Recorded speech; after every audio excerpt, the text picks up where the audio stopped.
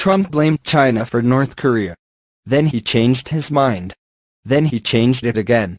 On Friday, North Korea tested a missile that could theoretically hit New York and Washington, D.C., the first time it has ever tested a missile with that kind of range.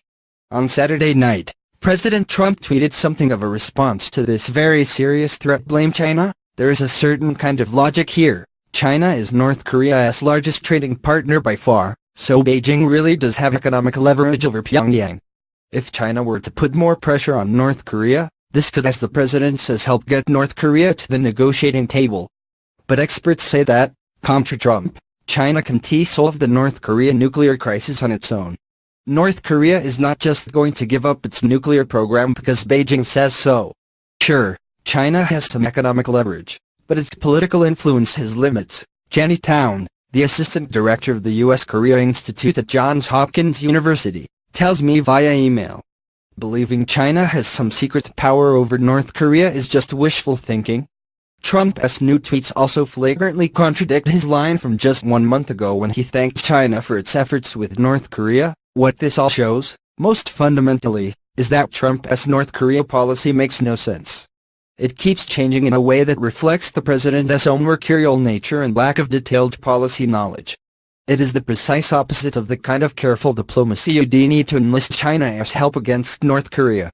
Trump's concept that China could easily solve this problem shows a fundamental lack of understanding of this challenge, explains Laura Rosenberger, the former National Security Council director for Korea and China. Vague demands and non-specific threats are not going to move the Chinese. Trump has no coherent approach to North Korea. Trump had taken aggressive stances on China for years prior to taking office, particularly on the issue of trade. During the campaign he claimed China was ripping us left and right and suggested, somewhat strangely, that he'd take him to McDonald's and go back to the negotiating table. This skepticism about China colored the early months of Trump's presidency, particularly when it came to North Korea.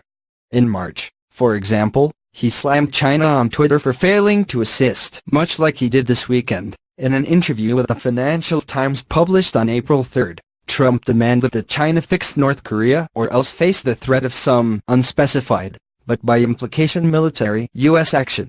If China is not going to solve North Korea, we will. That is all I am telling you, he said. China will either decide to help us with North Korea, or they won't. And if they do, that will be very good for China, and if they don't, it won't be good for anyone. Then Trump welcomed Chinese President Xi Jinping to his estate at Mar-a-Lago on April 6 and everything changed. By the president's own account, as told to the Wall Street Journal, the two men briefly chatted about the history of Chinese-Korean relations. The conversation rocked Trump's world. After listening for 10 minutes, I realized it's not so easy, the president told the Journal.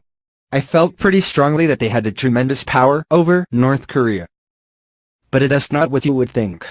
Town called Trump's approach to North Korea naive in our correspondence, and this is a perfect example of what she's talking about. The president claims to have come to a profound realization about one of the most